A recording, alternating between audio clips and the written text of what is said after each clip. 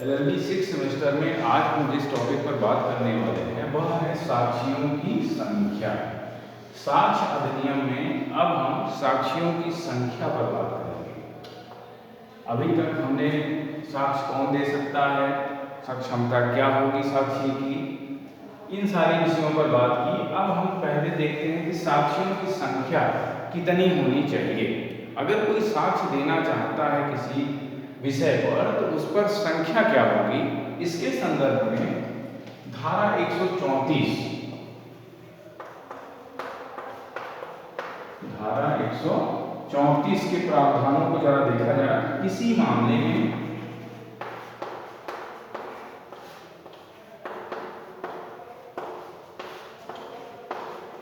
किसी तथ्य को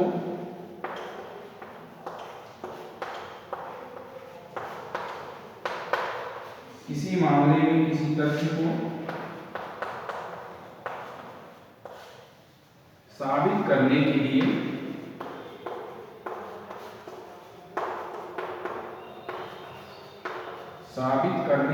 साक्षियों की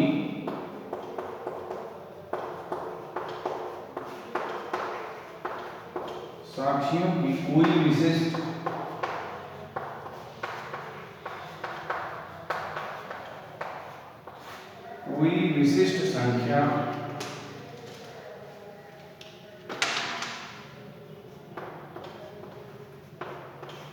विशिष्ट संख्या अपेक्षित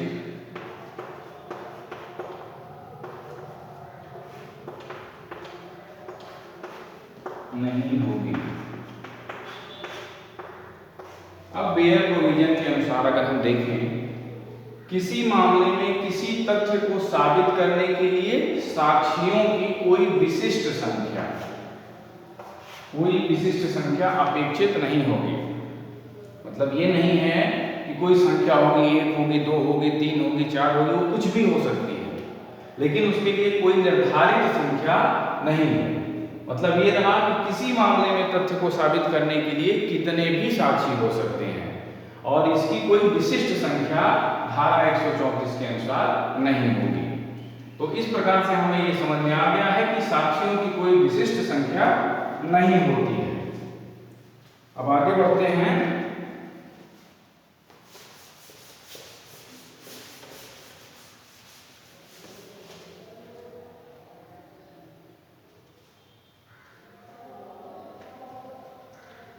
किसी तथ्य को साबित करने के लिए निश्चित संख्या में साक्षियों की आवश्यकता नहीं होती है। यह भी हमने देखा धारा 134 में। साक्ष्य का गुण न कि साक्षियों की संख्या। साक्ष्य का गुण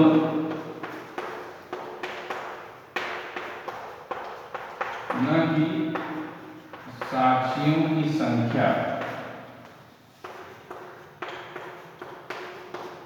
साक्ष्य का गुण न कि साक्षियों की संख्या मायने रखती है।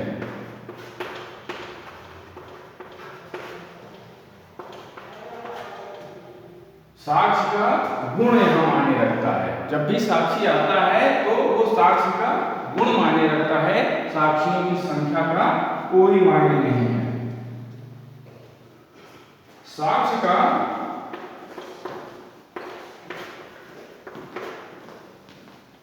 भार देखा जाता है।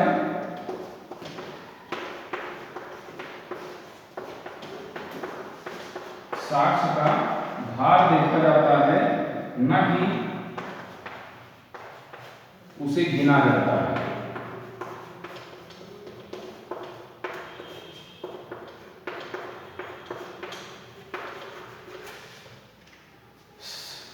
साक्ष्य का भार देखा जाता है, न कि उसे गिना जाता है। यहाँ साक्ष्य जो होता है उसका भार देखा जाएगा, उसकी गिनती नहीं।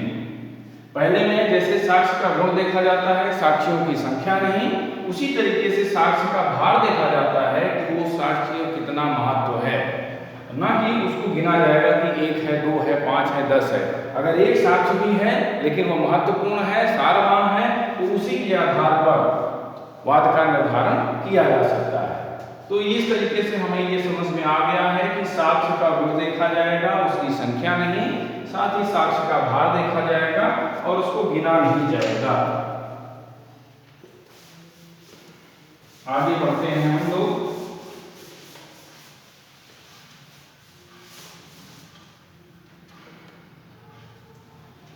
अब आता है ग्राह्यता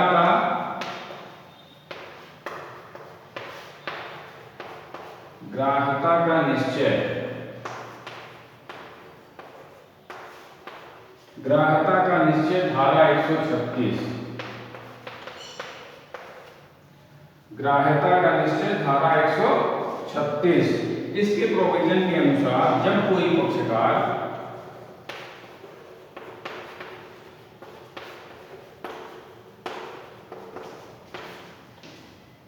साक्ष्य देने की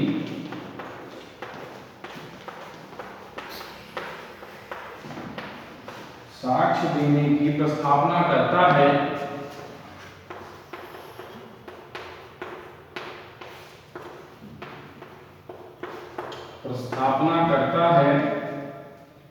तो न्यायाधीश उससे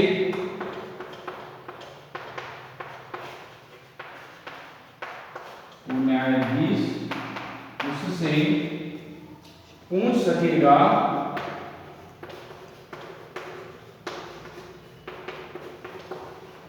कि अभिकथित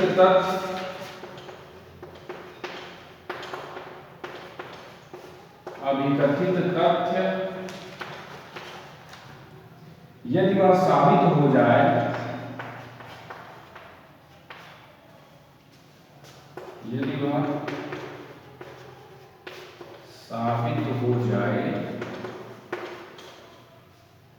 तो किस प्रकार सुसंगत होगा।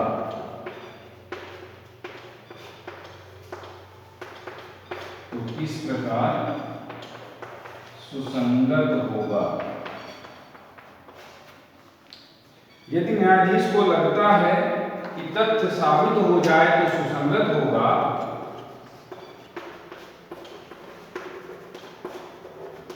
यदि न्यायाधीश को लगता है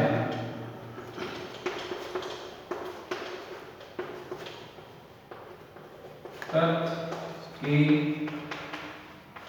साबित हो जाने से यह सुसंगत होगा,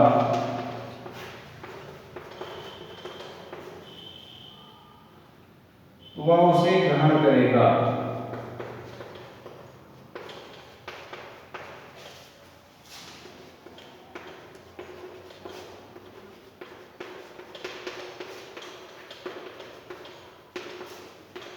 अन्यथा नहीं। अब धारा 136 देखते हैं, साक्ष्य ग्राह्यता का निश्चय। न्यायाधीश कितने साक्ष्य को ग्रहण करेगा, न्यायाधीश कितने साक्ष्य को मानेगा कि ग्राह्य है या ग्राह्य नहीं है।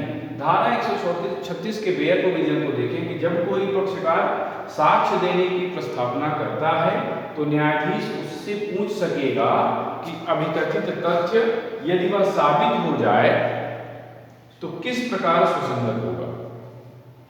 अर्थात न्यायाधीश के समक्ष अगर कोई साक्ष्य लाया जाता है तो जिस पक्षकार द्वारा वह साक्ष्य लाया जाता है, न्यायाधीश उससे पूछ सकता है कि जो साक्ष्य आप दे रहे हैं वह किस प्रकार से सुसंगत होगा इन तथ्यों के तहत जिसके तहत मुकदमा दायर किया गया है।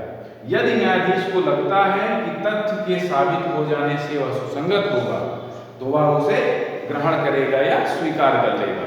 यहाँ पर न्यायाधीश का विवेकाधिकार दिया जा रहा है। न्यायाधीश को लगता है कि जो वह तथ्य दिया जा रहा है अगर साबित हो जाए तो वह सुसंगत होगा, ऐसी परिस्थिति में वह उसे ग्रहण करेगा, अन्यथा वह उसे ग्रहण नहीं करेगा।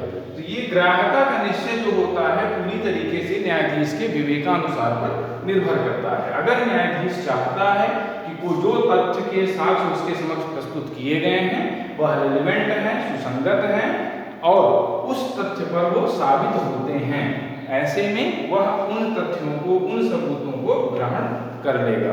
अगर उसको लगता है कि तथ्य इस प्रकार से हैं, जो साक्ष्य दिया जा रहा है वो उपयुक्त वाद में रेलेवेंट नहीं है, तो वह उसे ग्रहण नहीं करेगा, उसे मना कर देगा ग्रहण करने से। ये है ग्राह्यता का निश्चय, जो न्यायाधीश के विवेकाधिकार पर निर्भर करता है। अब इसी बात को हम आगे बढ़ाते हैं।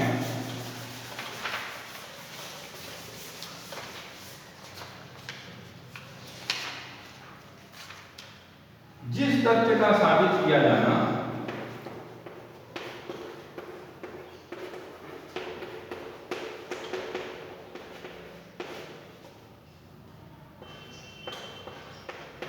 साबित करना प्रस्थापित है,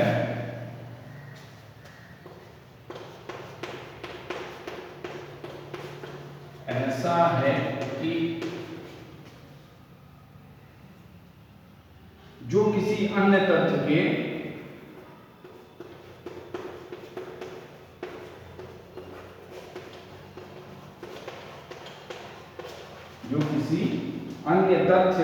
साबित होने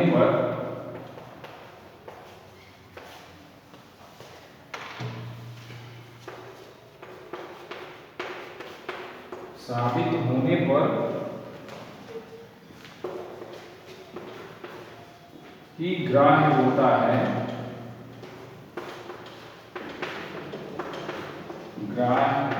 है, तो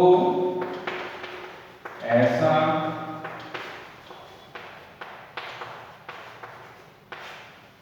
अंतिम वर्णित तथ्य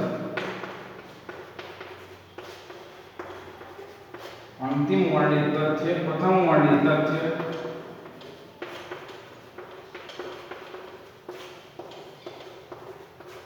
वर्णित तथ्य का साक्ष्य दिए जाने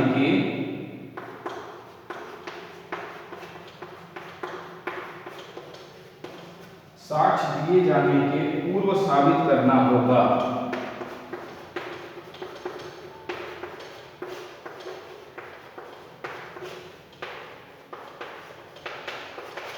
धारा 136 को हम आगे पढ़ते हैं, उसमें लिखा हुआ है कि जिस तथ्य का साबित करना प्रस्थापित है, ऐसा है जो किसी अन्य तथ्य के साबित होने पर ग्राह्य होता है।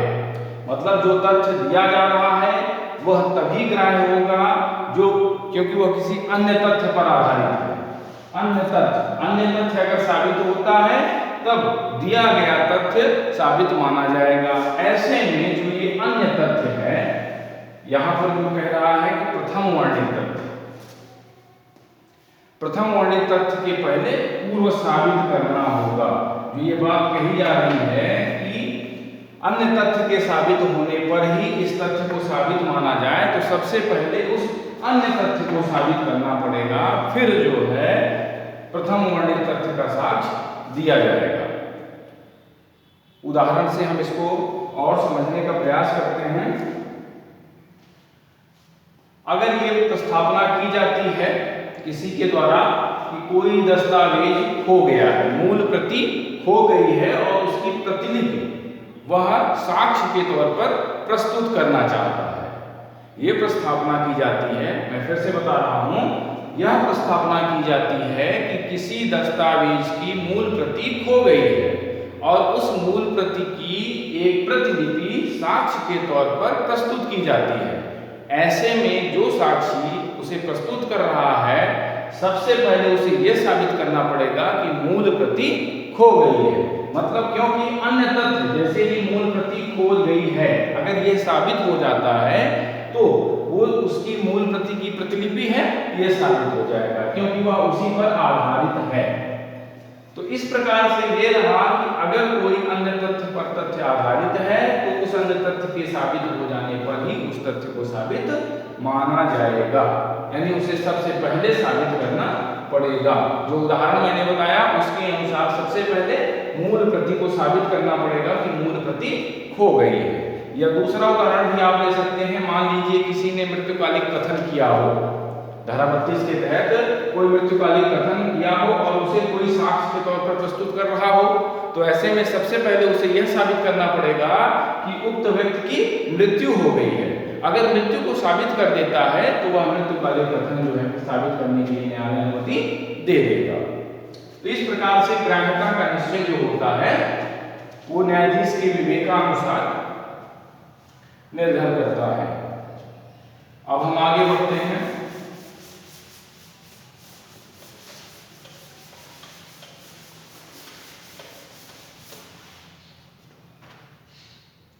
मुख्य परीक्षा।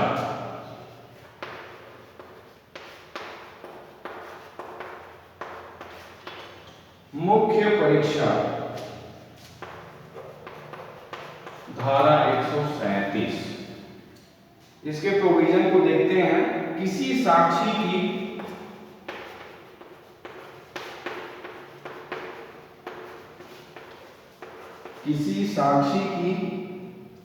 उस पक्षकार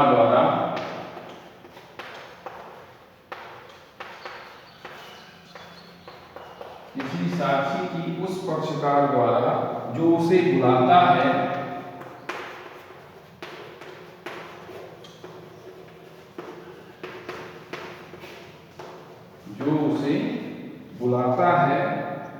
परीक्षा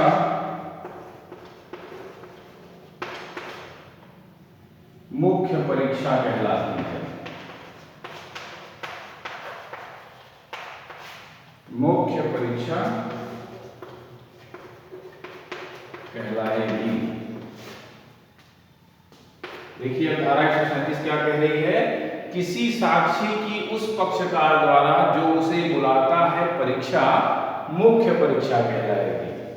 मतलब जो पक्षकार किसी साक्षी को बुला रहा है और वो उसी साक्षी से प्रश्न अगर करता है, स्वयं बुलाता है और उससे प्रश्न करता है, तो इस प्रकार किया गया प्रश्न या उससे पूछी गई बातें मुख्य परीक्षा में आएंगी। जो पक्षकार साक्षी को बुला रहा है उससे जब वो स्वयं पूछता है तो वो मुख्य परीक्षा कही जाती है। अब इसी में आगे बढ़ते हुए प्रतिपरीक्षा की बात की गई है। वो क्या है, आइए उसको देखते हैं। ये तो हो गई हमारी मुख्य परीक्षा। किसी साक्षी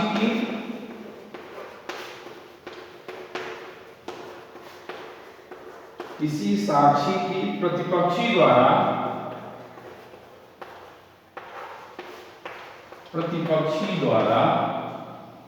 ली गई परीक्षा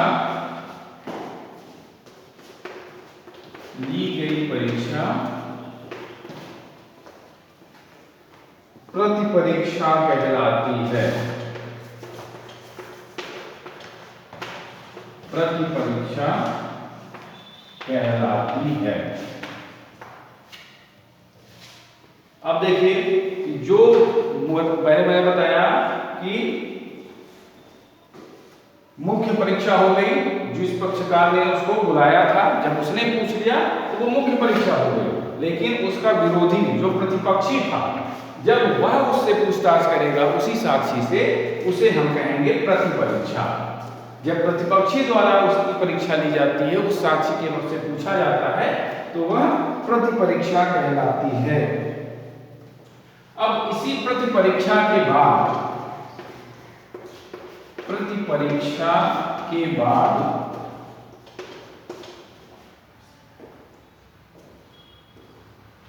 उस साक्षी द्वारा, उस पक्षकार द्वारा जिसने उसे बुलाया है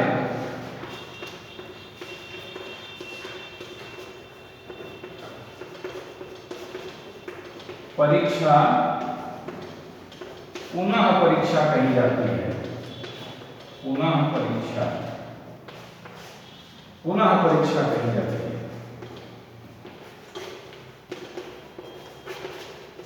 अब देखिए अगर प्रतिपरीक्षा हो जाती है तो उस प्रतिपरीक्षा के बाद जो पक्षकार उसकी मुख्य परीक्षा ले चुका है, अगर वह फिर उससे पूछता है तो वो जो है पुनः परीक्षा के नाम से जानी जाती है। ये पुनः परीक्षा होती है।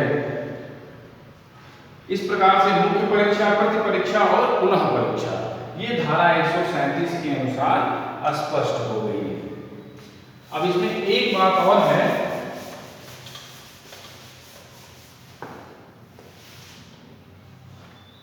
वो है प्रत्येक साक्षी का परिसाक्ष्य प्रश्न तथा उसके उत्तर के रूप में लिखा जाएगा। जो परिसाक्ष्य होगा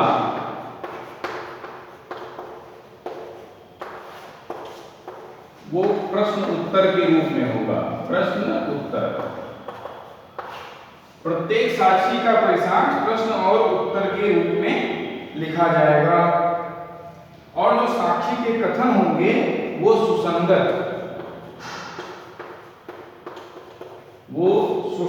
तथ्यों तक सीमित होंगे। जो साक्षी के कथन होंगे वो सुसंगत तथ्यों तक सीमित होंगे। और जो साक्षी से परिसाक्ष्य लिया जा रहा है वो प्रश्न और उत्तर के प्रारूप में होगा। और वो केवल ऐसे प्रश्न पूछे जाएंगे जो सुसंगत तथ्यों पर आधारित होंगे। मतलब ये रहा कि आप नर्गल सवाल नहीं बना सकते हैं या भाषाबाजी आप यहाँ पर नहीं कर सकते हैं।